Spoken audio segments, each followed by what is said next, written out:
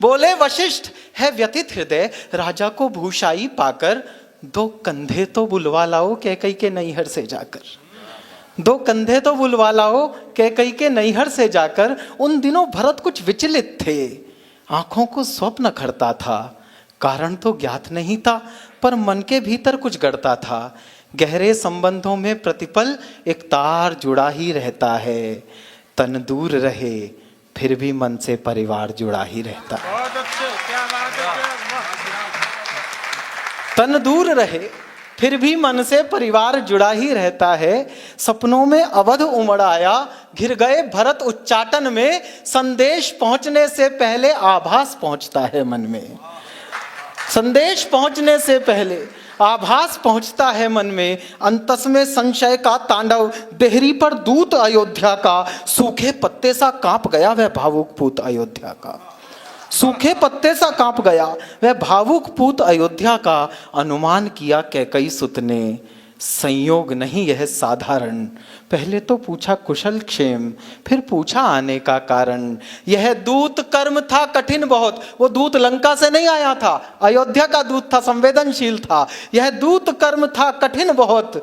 भीतर का शोक छिपाना था, मातम को मंगल कहना था, स्वामी को झूठ बताना था। घर नगर चतुर्दिक मंगल है, यह बात अधर जब कहते थे। पिंडलियां कंपन करती थी, आंसू भीतर को बहते थे। बहुत अच्छा, वाह वाह वाह वाह वाह, बहुत अच्छा, वाह।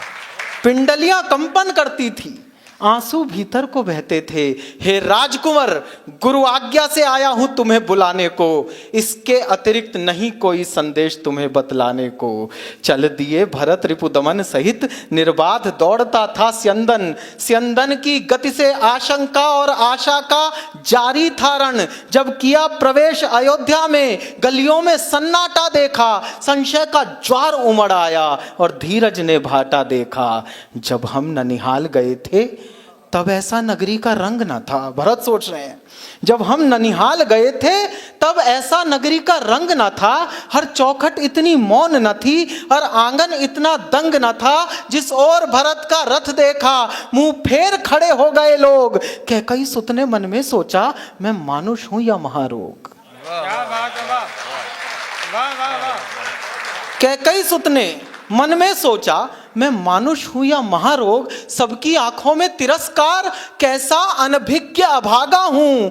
जो सावन का सोया सोया सीधा पतझड़ में जागा हूं। वाह, बढ़िया, वाह। ऐसा लगता था खड़ा हुआ है शीश झुकाए राजभवन। दृश्य देख पाए तो देखना। ऐसा लगता था खड़ा हुआ है शीश झुकाए राजभवन। कैकई सुत से आंखें करता था दाएं बाएं राजभवन। केवल एक सूरत ऐसी थी जिस पर कणभर अवसाद न था। वैधव्य समाया था तन पर, चेहरे पर तनिक विषाद न था। वसनों का रंग उदास हुआ, सुना था गात कलाई का। कुमकुम सिंदूर विलुप्त हुए, मुख पर था भाव ढिठाई का। पुलकित होकर बोली कैकई, अभिनंदन हो स्वीकार भरत। पहले पितु की अंत्येष्टि करो, फिर ग्रहण करो दरबार भरत। अरे वाह वाह वाह वाह। पहले पितु की अंत्येष्टि करो, फिर ग्रहण करो दरबार भरत। मैं हुआ अनाथ, अयोध्या का सूरज यमपुर में डूब गया। ऐसे में मां का उत्स देखकर हृदय भरत का उब गया। ज्ञानी शब्दों से घटना का बस इंगित पाया करता है, भीतर का सच तो वक्ता का आचरण सुनाया करता है। बहुत अच्छा चिराग, बहुत अच्छा, वाह। ज्ञानी शब्दों से वाह, घटना का बस इंगित पाया करता है, भीतर का सच तो वक्ता का आचरण सुनाया करता है। आश्चर्य क्षुब्ध होकर टूटा, पीड़ा क्रोधित हो चीख पड़ी। माँ को हर्षित क्यों करती है रघुकुल की ऐसी शोक घड़ी। बोला, माँ ओछा लगता है यह तेरा हर्ष प्रफुल्लित मन।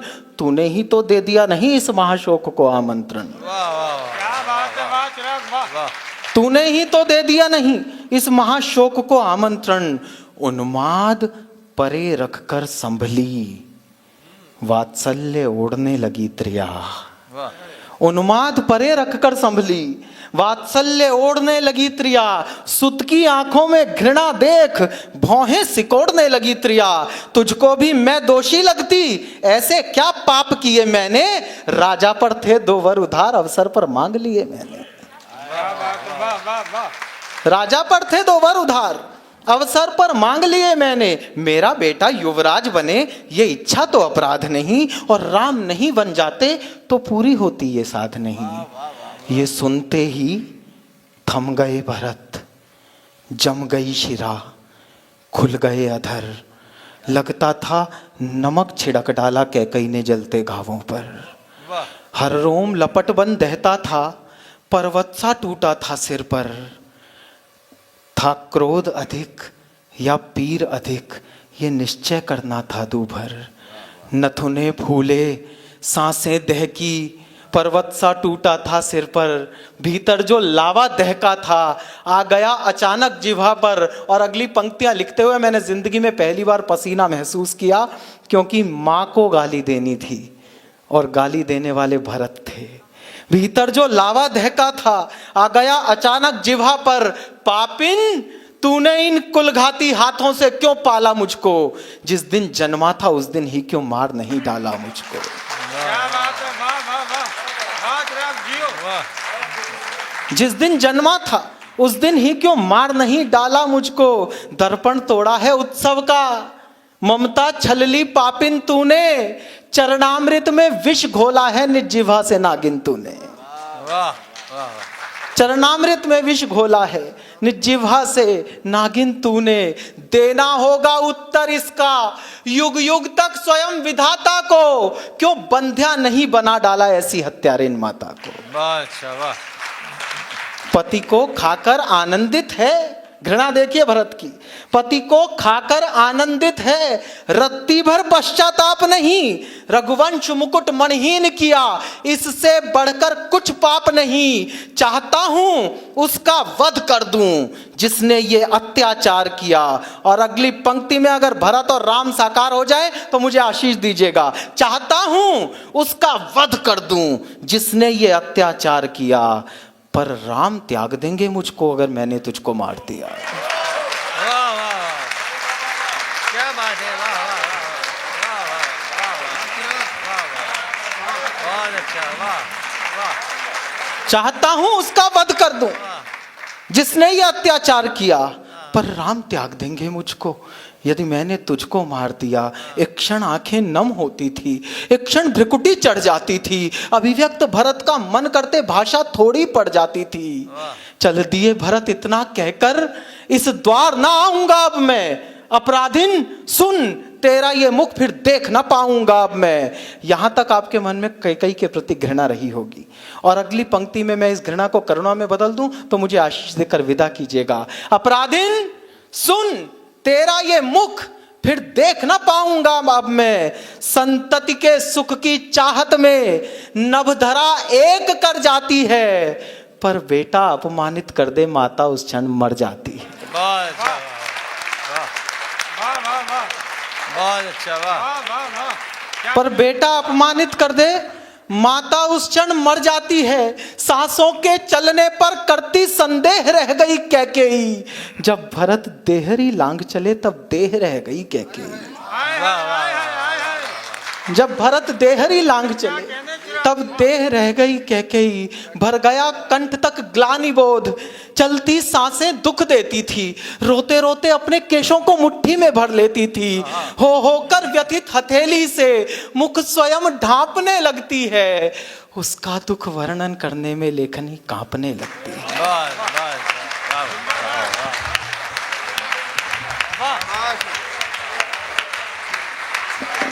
इस कविता के लिए खड़े हो जाइए आप।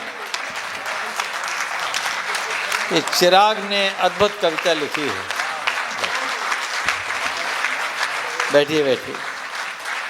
राम कथा हमने सैकड़ों बार सुनी, नहीं हजारों बार सुनी, नहीं लाखों बार सुनी, और लगता है कि इतनी तरह से ये कथा बखानी जा चुकी है कि अब उसमें कोई आयाम बचा नहीं है।